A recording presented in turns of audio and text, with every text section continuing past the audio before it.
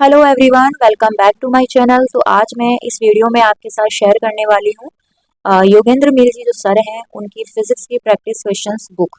और ये senior secondary level की है।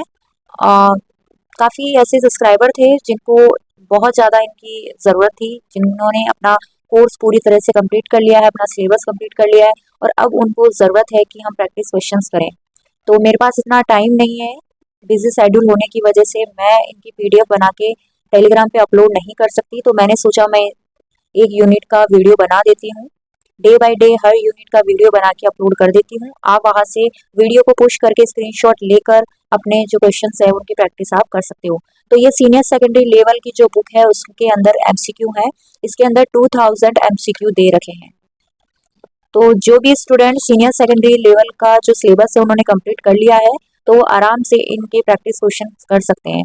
अगर आपको किसी भी क्वेश्चंस में कोई प्रॉब्लम आती है तो आप जैसे मॉर्निंग के अंदर मैंने वीडियो अपलोड किया है तो आप नाइट तक कमेंट में क्वेश्चन नंबर लिख सकते हैं कि हमें इस क्वेश्चन में प्रॉब्लम आई है। तो मैं अगले डे उसका सॉल्यूशन आपको प्रोवाइड करा दूंगी विद एक्सप्लेनेशन के साथ में। तो आप इस बात को लेके बेफिक्र रहिए कि आपको किसी भी क्वेश्चन में कोई प्रॉब्लम आएगी। तो ये देख लिए, यहाँ पे कंटेंट दे रखा है, physical word and measurement 5 to 11 and description of motion. ये सारे के सारे आपके यूनिट हैं और यूनिट के साथ उनके पेज नंबर दे रखे हैं।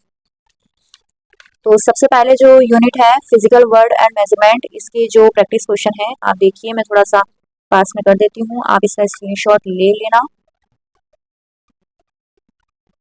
अगर आपको वीडियो की क्वालिटी में कोई भी प्रॉब्लम आती है या फिर कुछ भी क्वेश्चंस दिखाई नहीं देते हैं तो आप कमेंट में बता देना ताकि मैं नेक्स्ट जो वीडियो बनाऊं उसको और अच्छी क्वालिटी से बनाऊं।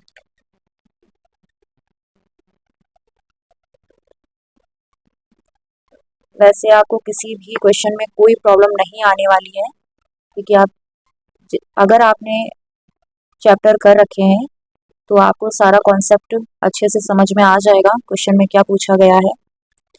मैंने सीनियर सेकेंडरी लेवल का सिलेबस अभी कंप्लीट नहीं किया है क्योंकि मैं पहले ग्रेजुएशन लेवल का कर रही हूँ और ग्रेजुएशन लेवल में मेरी 2 बुक कंप्लीट होने वाली है और उसके बाद में मैं थर्ड बुक स्टार्ट करूँगी।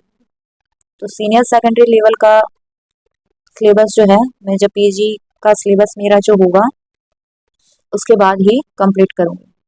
तो जो स्टूडेंट भी जैसे पहले सीनियर सेकेंडरी लेवल का सिलेबस कर रहे हैं तो वो आराम से इन क्वेश्चन से अपनी प्रैक्टिस कर सकते हैं।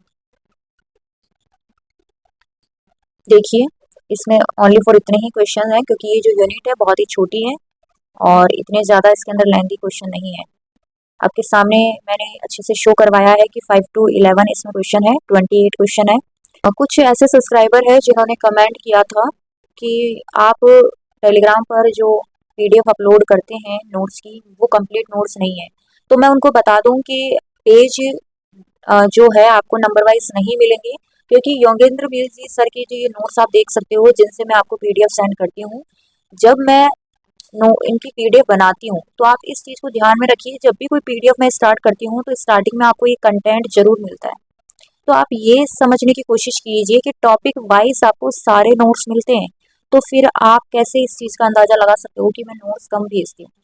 जैसे मान लो कि मैं इस यूनिट के नोट्स की पीडीएफ बनाती हूँ तो सबसे पहले मैं इसी की फोटो क्लिक करती हूँ। उसके बाद में ये जैसे नोट्स आ रहे हैं तो नोट्स जहाँ तक आते हैं वहां तक मैं पीडीएफ बनाती हूँ।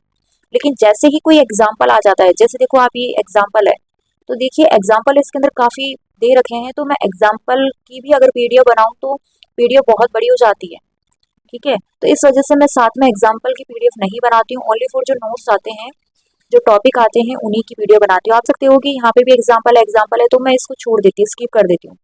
यहाँ पे भी एग्जाम्पल है तो मैंने स्किप कर दिया। इसकी वजह से क्या होता है, पेज जो होते हैं आगे पीछे हो जाते हैं और आपको देख के ऐसा लगता होगा कि अगर पेज आगे पीछे हैं तो मैं नोट्स पूरी तरह से आपको प्रोवाइड नहीं करा रही हूँ, बट ऐसा नहीं है।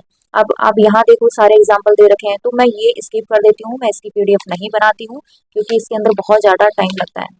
उसके बाद आप ये देखिए, फिर यहाँ से अगला टॉपिक जब स्टार्ट होता है तो मैं इसकी पीडीएफ बनाती हूँ। इसकी पीडीएफ बनाने के बाद में ये देखो यहाँ पे इसकी पीडीएफ बन जाती है, फिर बाद में वापस से क्या आ जाता है, एग्जाम्पल आ जाता है। तो मैंने इस एग्जाम्पल को क्या कर दिया, स्किप कर दिया। स्किप करने के बाद आप यहाँ देख सकते हो, यहाँ पे भी एग्जाम्पल है, ये भी मैंने स्किप कर दिए।